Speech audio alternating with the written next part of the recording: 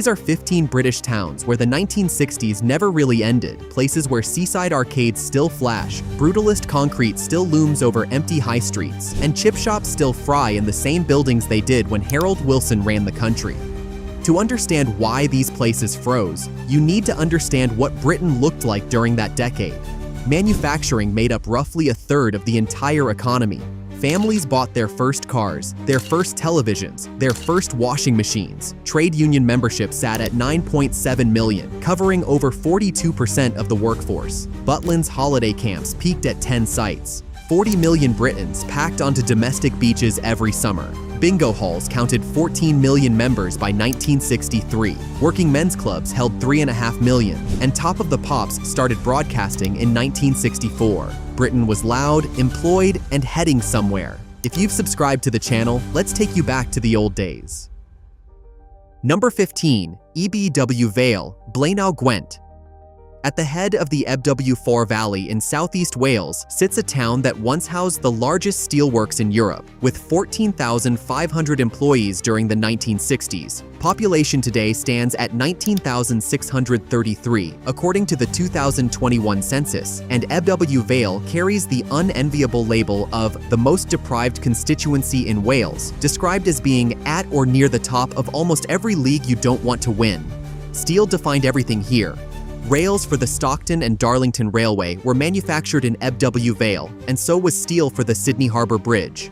Aneurin Bevan, founder of the National Health Service, served as the town's MP from 1929 until 1960, succeeded by Michael Foot. That July 2002 closure of the steelworks left a physical and economic vacuum the valley never filled.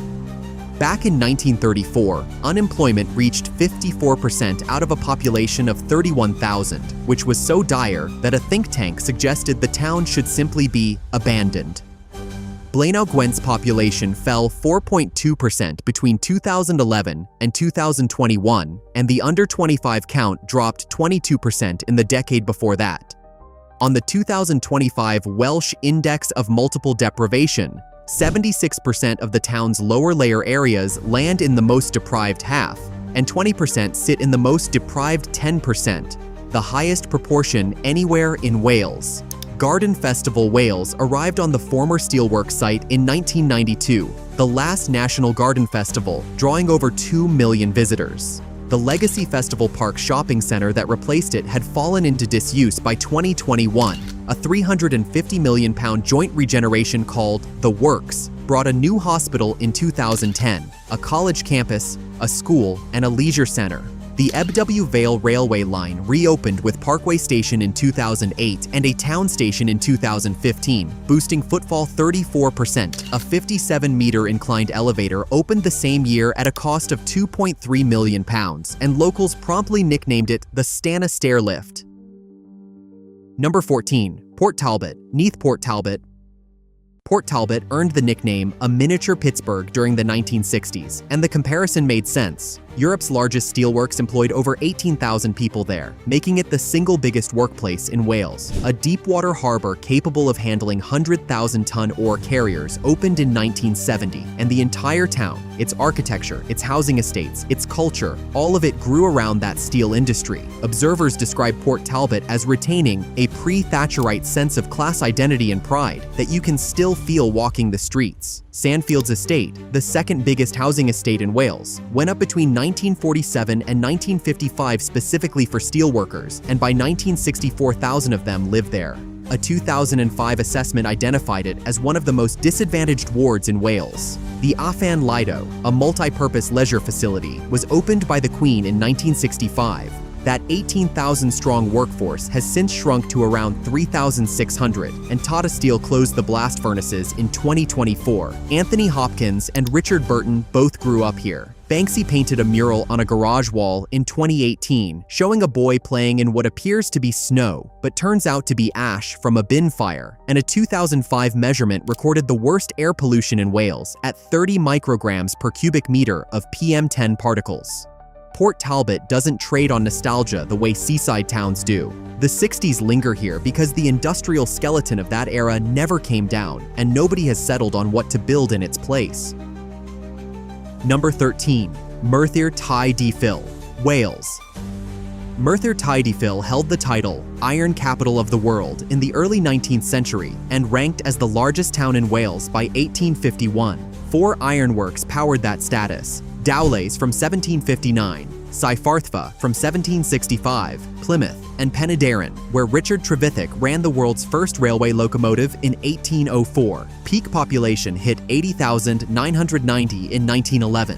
Today, 58,800 people live there, making it the smallest local authority in Wales by population, and the town never succeeded, like other places such as Birmingham, in diversifying its industrial base. Channel 4 ranked Merthyr the 3rd worst place to live in the UK in 2006. On the 2025 Welsh Index of Multiple Deprivation, 72% of its lower layer areas fall in the most deprived half, and 86% land below the Welsh average. 30% of the population suffers from a limiting long-term illness, and life expectancy runs at 75.5 years for men, 79.1 for women, both below the UK average. Cyfarthfa Castle, the grand mansion built by the Crauchete Ironmaster dynasty, now serves as a museum. The Gurnos housing estate, raised in the early 1950s, became emblematic of post-war council housing and the struggles that followed deindustrialization. Merthyr sits just 4 miles north of Aberfan, where on the 21st of October 1966, a colliery tip collapsed onto the village school and killed 144 people, 116 of them children. That disaster remains one of the most traumatic events in Welsh history. 2 details that catch most people off guard. The Merthyr Rising of 1831 was one of the earliest workers' uprisings in Britain, where the red flag was first raised as a symbol of resistance, and Viagra was discovered during clinical trials conducted in Merthyr Tydfil in 1992. A town so dire that a 1939 think tank suggested it be abandoned has a way of producing the unexpected. Number 12. Cumbernauld, North Lanarkshire.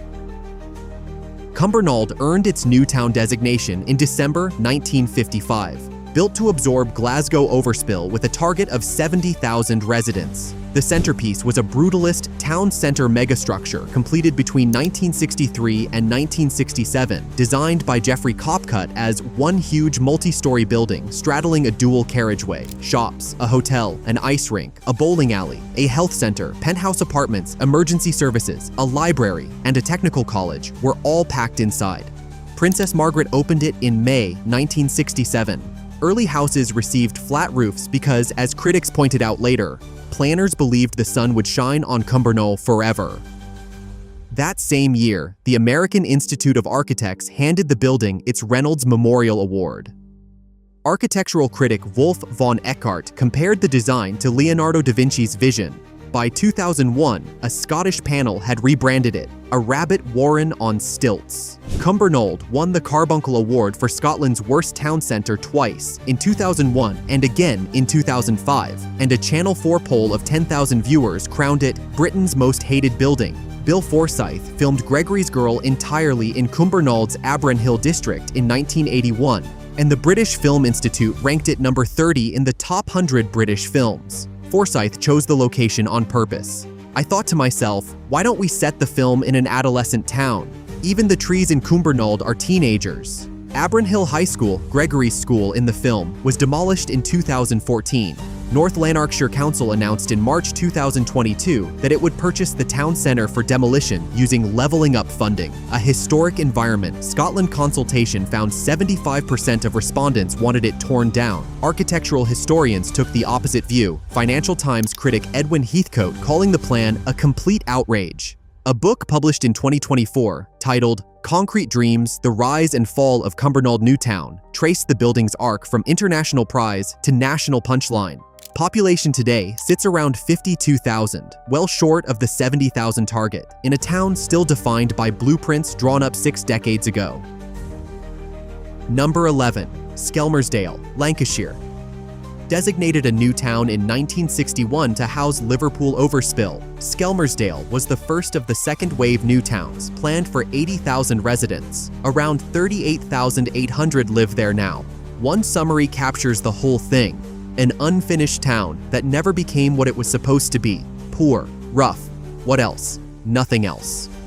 What keeps Skelmersdale locked in the 60s is a road network built without a single traffic light. The entire town runs on roundabouts, including Half Mile Island, one of Europe's second largest at 0.7 miles in circumference. Subways and underpasses separate pedestrians from vehicles.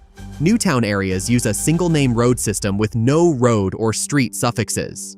Space Syntax Research described the layout as having fragmented streets that make the center reasonably inaccessible, which is a polite way of saying the 60s urban planning never received the update it needed. 5 major employers left simultaneously in 1975, creating what amounted to complete economic collapse. Unemployment hit 34.3% by 1982, the highest in the country outside Northern Ireland. The UK branch of the Transcendental Meditation movement set up headquarters here in 1984, Golden Dome and all. The Magnetic North released an album called Prospect of Skelmersdale in 2015, featuring Simon Tong of The Verve, described as a dozen tales of hope and hopelessness. Plans exist for a new railway station, which would be the town's first since the previous one closed in 1956. 7 decades without a train connection in a place specifically designed to be modern tells you almost everything about how Skelmersdale's experiment turned out. Number 10. Hartlepool, County Durham.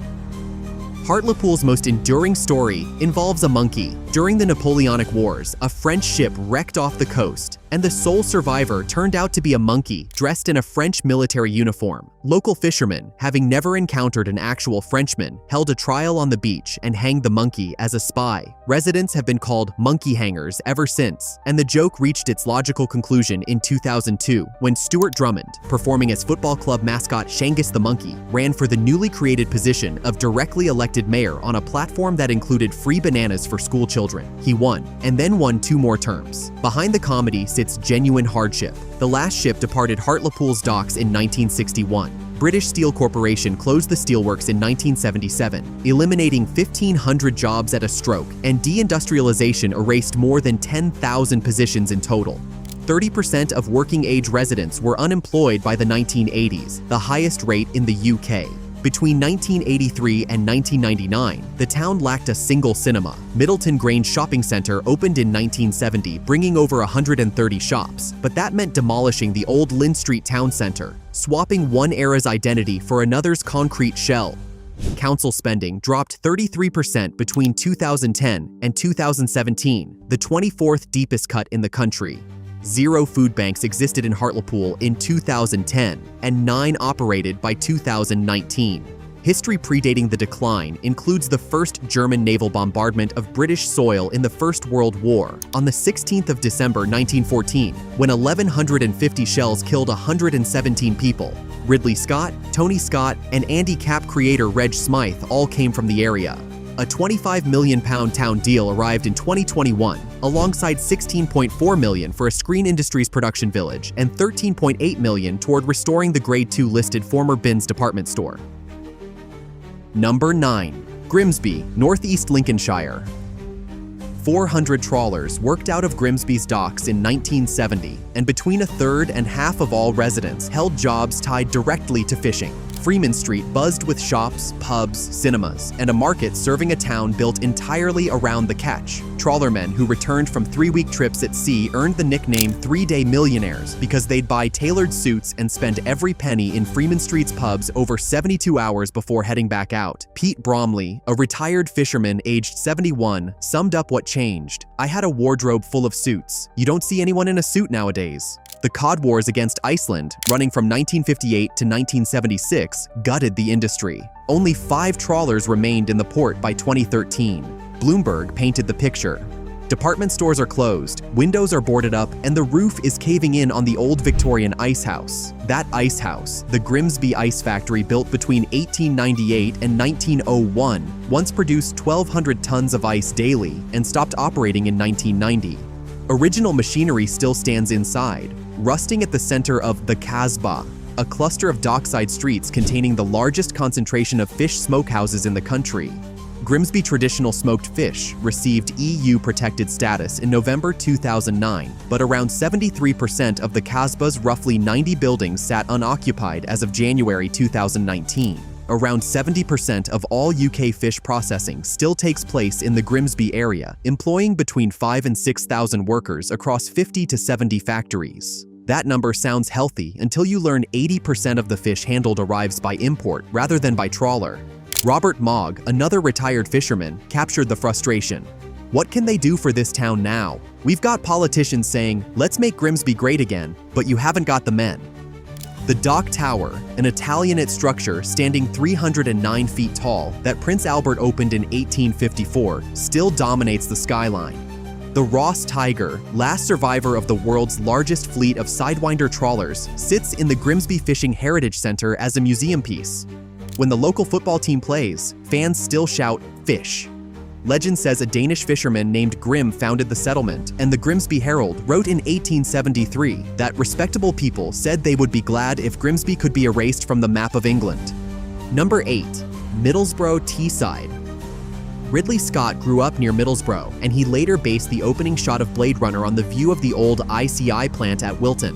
His recollection captures something about the place that statistics alone cannot. There's a walk from Redcar. I'd cross a bridge at night and walk above the steelworks. God, this is beautiful. You can find beauty in everything. Carved into the old ironworks gates are the words, "Born of iron, made of steel," and that barely exaggerates. 25 people lived in Middlesbrough in 1801. Gladstone called the boomtown that followed the infant Hercules. Dorman Long, the steel company headquartered there, built the Sydney Harbour Bridge. Teesside became the world's largest steel manufacturer, and then between 1976 and 1984, approximately 35,000 steel jobs evaporated. Mike Hopkins of Middlesbrough College measured the reversal. 40 years ago, Teesside was the third most prosperous region in the UK. Now Middlesbrough town is the 8th poorest in the UK. Concrete and metal industrial structures still rise above the townscape in almost every direction. The Bottle of Notes sculpture by Claes Oldenburg and Koosje van Bruggen, installed in 1993, stands 9 meters high and remains the only large-scale Oldenburg and van Bruggen work in the UK, made from continuous steel letters. Captain Cook's journals wrap the outside, and van Bruggen's poetry lines the inside. Locals initially met it with genuine bewilderment and in some cases, outright hostility, but it has now become part of the scenery. The Transporter Bridge, the largest remaining example in the world, still crosses the Tees. Around half of all neighborhoods fall within the most deprived 10% nationally, the highest density of any local authority. Unemployment sits at 7.8% versus 3.9% across England. Overall employment at 49.5% versus 57.4%, and over 15% of residents have never worked or are long-term unemployed. Captain Cook was born in nearby Marton in 1728. Chris Rea and Brian Clough both came from here. Middlesbrough has a habit of producing extraordinary people and then watching them leave. Number 7. Morecambe, Lancashire. Travel writer Paul Theroux put it bluntly in 1983, declaring he failed to see how anyone could travel to Morecambe for pleasure. Comedian Colin Crompton joked they don't bury their dead but prop them up in bus shelters. Locals called the place the Costa Geriatrica, and that label stuck tighter than any tourism campaign managed. Morecambe's post-60s collapse reads like a demolition ledger. The Royalty Cinema came down in 1967 to make way for an Arndale Centre. The Alhambra Theatre burned in 1970. Marineland Dolphinarium ran from 1964 to 1990 and then closed. Frontierland Theme Park failed. The Mr. Blobby Theme Park, which genuinely existed, also failed. Beaching killed the Lancaster Green Air Railway line in 1966, severing the direct connection that had funneled holiday visitors for decades. What survived speaks loudest. The Midland Hotel, an Art Deco masterpiece designed by Oliver Hill in 1933, holds Eric Gill artworks, including seahorse facades and a Portland stone relief of Odysseus and Nausicaa. Years of neglect left it derelict, and at one point, someone stole the Eric Gill relief entirely, with police recovering it in Lincolnshire. Urban Splash restored the building between 2005 and 2008 for roughly £7 to £10 million. Coco Chanel reportedly visited the Midland in the 1940s, which gives you a sense of the distance between what it was and what it became. Eric Bartholomew was born in Morecambe in 1926, renamed himself after the town, and became half of Morecambe and Wise. A 1999 poll voted him Britain's funniest person of the 20th century. Graham Ibison's bronze statue on the seafront, unveiled by Queen Elizabeth II in July 1999, captures the famous one-legged pose with "Bring Me Sunshine" carved into the granite steps. Morecambe Library, built in 1967, features a hexagonal structure with a hyperbolic parabolic roof that Nicholas Pevsner considered worth mentioning. Alan Bennett claims he was conceived in a Morecambe boarding house in 1933 and set Sunset Across the Bay there in 1975. Eden Project Morecambe could bring an estimated 750,000 additional visitors per year, and Winter Gardens restoration is underway. The town wants a future, but the past remains comfortable and familiar, like a deck chair on a promenade that hasn't changed since Macmillan told everyone they'd never had it so good. Number 6. Coventry, West Midlands. Coventry makes this list for a different reason than the seaside and industrial towns. On the 14th of November 1940, the Luftwaffe hit the city in an 11-hour bombardment that destroyed 4,330 houses, and the rebuilding that followed created what Apollo magazine called one of the few places outside the new towns where the post-war architectural imagination was given full rein to create a total urban ensemble. Coventry is arguably Britain's most complete 1960s cityscape, and walking through it feels like stepping into a planning textbook from that era. Basil Spence's new Coventry Cathedral was consecrated in 1962, containing works by Graham Sutherland, a baptistry window by John Piper, a bronze sculpture by Jacob Epstein, and an eagle lectern by Elizabeth Frink. Benjamin Britten's War Requiem premiered at the consecration. The city centre became the first fully pedestrianised city centre in Europe, designed by chief architect Arthur Ling, surrounded by a ring road described as a boa constrictor hug of dual carriageway. The circular market hall from 1957 measures 84 meters across with concrete arches, 160 island stalls, a terrazzo mosaic floor, and a socialist realist mural painted by Dresden art students. Bullyard, completed between 1963 and 1969, incorporates the listed William Mitchell Aztec mural concrete relief. The Belgrade Theatre was built in the late 1950s using materials from Yugoslavia. Coventry Station opened in 1962 with light and airy, warm wooden ceilings, gently interlocking aluminium, glass, and steel. What makes Coventry different from Cumbernauld or Skelmersdale is that some people genuinely admire what was built. The cathedral alone draws visitors from around the world. City of Culture status arrived in 2021, bringing new attention and new money. And a student accommodation boom produced a building surge not seen since the 1960s. One writer captured the flip side with the kind of honesty that planning documents avoid: the cracked concrete, puddles, and pornographic scribbles of the subways beneath the ring road. Chapman Taylor's City Centre South development, targeting 2026 completion, threatens demolition of some brutalist buildings, and that tension between preserving and replacing the 60s ensemble sits at the heart of Coventry's identity question. Number 5. Clacton-on-Sea, Essex. Clacton holds a strange and specific distinction in British sociology. Over Easter weekend 1964, around 1,000 young people descended on the town after the council had actively promoted it as a youth destination, booking Freddie and the Dreamers at the 1,200-capacity Blue Lagoon and Shane Fenton at the Prince's Theatre. 60 were arrested and only 12 prosecuted, and the detail that makes the whole episode unforgettable is this. The council surveyor's department tallied total damage from the so-called riots at £213, roughly $3,600 in today's money. The national press treated it like the end of civilization. Sociologist Stanley Cohen studied that exact gap between reality and media reaction and used it to build his theory of moral panic in the landmark study Folk Devils and Moral Panics, making Clacton the birthplace of one of sociology's most enduring concepts. International Traveler wrote that, as we roll into town, it feels like we go back in time a solid 30 to 40 years, describing arcades lining the streets in a sea of flashing lights and clown music. Penny Falls and pusher machines dominate the seafront. Clacton Pier dates to 1871 and once boasted a crystal casino, a 1,000-seat ocean theater, and the first Olympic-sized swimming pool on any pier in England. Wonderful Radio London, the pirate station, broadcast from MV Galaxy anchored offshore between 1964 and 1967. Summer variety at the pier featured Bob Monkhouse, Dick Emery, and Leslie Crowther. The Art Deco Odeon Cinema was demolished after 1970, described locally as a great loss to both the town and the county. Adjacent Jaywick holds the position of the single most deprived neighborhood in all of England on the 2025 Index of Multiple Deprivation, a ranking it has occupied consistently. Clacton elected the UK's first UKIP Member of Parliament in Douglas Carswell during a 2014 by-election, a milestone on the road to Brexit. Local historian Norman Jacobs identified the turning point.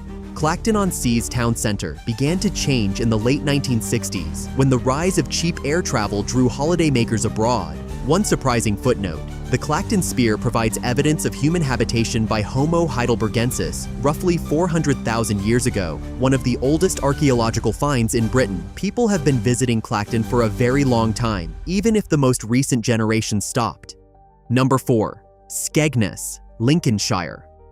Skegness barely existed before tourism found it. The 1801 census counted just 134 residents. Billy Butlin changed everything when he opened the first ever Butlin's holiday camp at nearby Ingold Mills in 1936, importing Britain's first bumper cars under an exclusive American license and fitting at least 3 ballrooms per camp.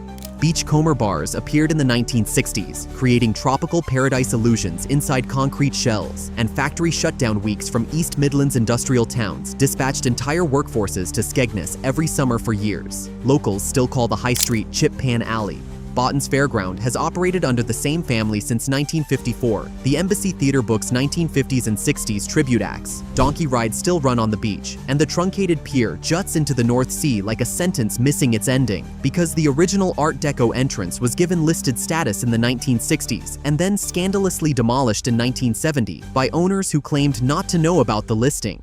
Around 4 million holiday visitors arrive each year, making Skegness the 4th busiest English resort according to Visit England. That sounds healthy until you look at who actually lives there year-round. Nearly 40% of children under 16 grow up in relatively low-income families. Median age sits at 46 versus 39 nationally. For every 2 people aged 16 to 24 who leave, 3 residents over 60 arrive. Only 69.6% report good or very good health, compared to 81.4% across England. Skegness can celebrate one thing without qualification: its railway. When the Beaching Acts threatened to cut the line, a lobbying campaign argued that a third of summer visitors still arrived by train, and that argument saved it. The Jolly Fisherman poster declaring "Skegness is so bracing," painted by John Hassel in 1908, remains one of the earliest and most recognizable railway advertisements ever produced. Connected Coast Town's fund money totaling £24.5 million has since arrived alongside a potential $20 million over 10 years from the Plan for Neighbourhoods program. Number 3. Great Yarmouth, Norfolk. An article in Unheard from March 2025 carried a headline that doubled as a diagnosis: Great Yarmouth is stuck in the past. The piece described a Greyhound stadium that once held 5,000 spectators, now drawing barely 30 on race nights, calling it evidence that the desolation at the Dogs tells its own story. Great Yarmouth's Golden Mile still operates with amusement arcades, penny pushers, and neon signage that peaked when mods cruised the seafront on Lambrettas. The Hippodrome Circus, one of only 3 permanent circus buildings remaining anywhere in the world, hosted Harry Houdini and continues staging live shows. Baby elephants from the circus were exercised on the street during the 1960s. Pleasure beach rides include Savages of King's Lynn Gallopers from 1915, now over 110 years old and still running, alongside a scenic railway from 1932 that originally came from the Paris Colonial Exhibition and still handles 2,500 riders an hour. Herring fishing defined the town for centuries, and the industry collapsed through the 1960s. Scottish herring girls were still migrating to Yarmouth in the 50s and early 60s, salting and packing the catch by hand. And then that tradition simply vanished. North Sea oil and gas partially filled the economic gap but never replaced the cultural identity. 4 neighborhoods ranked among the most deprived in England across 6 or more of 7 measured domains on the 2025 index. 34% of children live in poverty. 70% voted leave in the Brexit referendum. And July 2024 brought the election of Reform UK's Rupert Lowe as the borough's Member of Parliament. Regeneration funding has arrived, roughly £42 million in national investment over just 7 months. Local leaders described it as phenomenal for a borough of our size. The Future High Streets Fund committed $13.77 million, and the town deal added $20.1 million. A 10.5-acre riverside site called North Quay promises 70 premium stores, a cinema, a hotel, 120 new homes, and 1,000 jobs. Great Yarmouth also holds a few details that predate its seaside era entirely. The first air raid on English soil came from Zeppelin L3 on the 19th of January 1915. Rebecca Nurse, born there in 1621, was hanged as a witch at Salem in 1692. Number 2. Margate, Kent.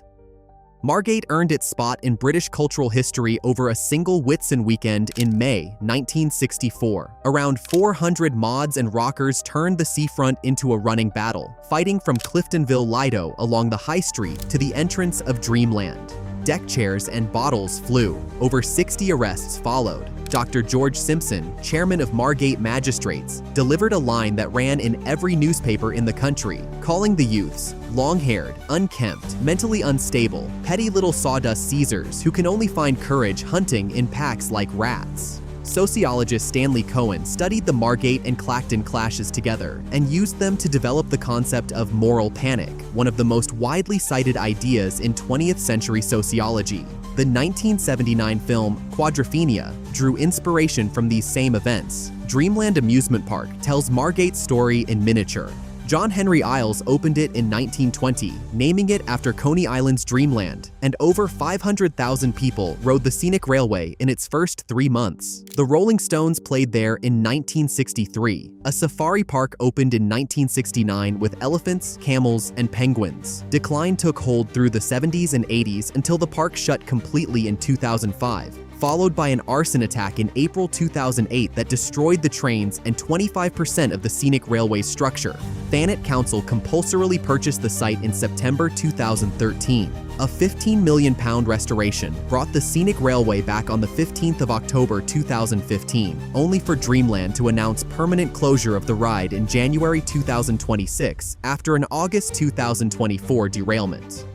Arlington House, an 18-story brutalist tower with a wave-like facade, looms over the seafront. The old town is packed with vintage shops. Margate Retro, Madame Popoff Vintage, Handsome Freaks. You can stay in Margate Retro rooms, a holiday flat outfitted with mid-century furniture, a working jukebox, and a 1980s Space Invaders table. iTraveler.com described the whole place as a lot of faded grandeur and retro bling. T.S. Eliot recuperated in nearby Cliftonville in 1921 after a mental breakdown and referenced it in The Waste Land. On Margate Sands, I can connect nothing with nothing. Tracy Emin grew up here. Hattie Jacques and John Le Mesurier, the Carry On and Dad's Army stars, lived in Margate during the 60s. Sam Mendes used the Grade 2 star-listed Dreamland Cinema for filming Empire of Light in 2022. Thanet ranked 26th out of 296 authorities on the 2025 Deprivation Index, a worsening from its previous position. Turner Contemporary Gallery has pulled in over 2.9 million visits since 2011 and generated roughly £68 million for the local economy, but neighboring North Foreland sits comfortably in the least deprived 10% of the country. Prospect magazine nailed the tension. Margate may have become a national model for arts-led regeneration, but the resort is still dogged by the acute deprivation that has become a coastal pattern. Number 1. Blackpool, Lancashire.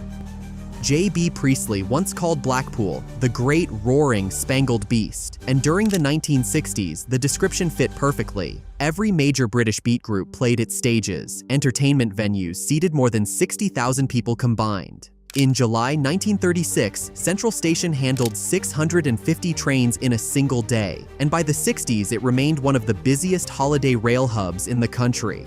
Walk the Golden Mile today, and you'll find amusement arcades, fortune tellers, and candy floss stalls that haven't updated their signage since decimal currency arrived. The Tower Ballroom still holds its original dance floor, all 30,602 blocks of hand-laid wood, and the Wurlitzer organ that Reginald Dixon played for BBC broadcasts from 1930 until 1970 still sits on its hydraulic platform. Blackpool's 1960s atmosphere crystallized because of a 1965 master plan that historic England describes as limited and piecemeal, one that stuttered to a halt in the early 70s and never resumed. The Beatles appeared on Blackpool Night Out on the 19th of July, 1964. That same summer, the Rolling Stones caused a riot at the Empress Ballroom that hospitalized 50 fans and 2 policemen, earning the band a ban from Blackpool that lasted 44 years, until 2008. Elephants were escorted along the promenade by police to perform at Tower Circus. The ABC Theatre opened on the 31st of May, 1963, with Cliff Richard arriving on a Wild West-themed tram. None of that 60s glamour protected Blackpool from what came next. The 2025 Index of Multiple Deprivation ranked it the single most deprived local authority in England, number 1 out of 317. 7 of the top 10 most deprived neighborhoods in the entire country fall within its boundaries.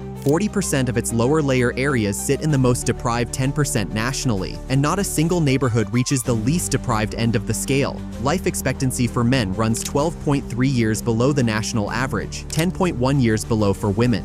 Median hourly pay stands at £13.64 against £17.50 across England, and 80% of privately rented accommodation houses benefit claimants.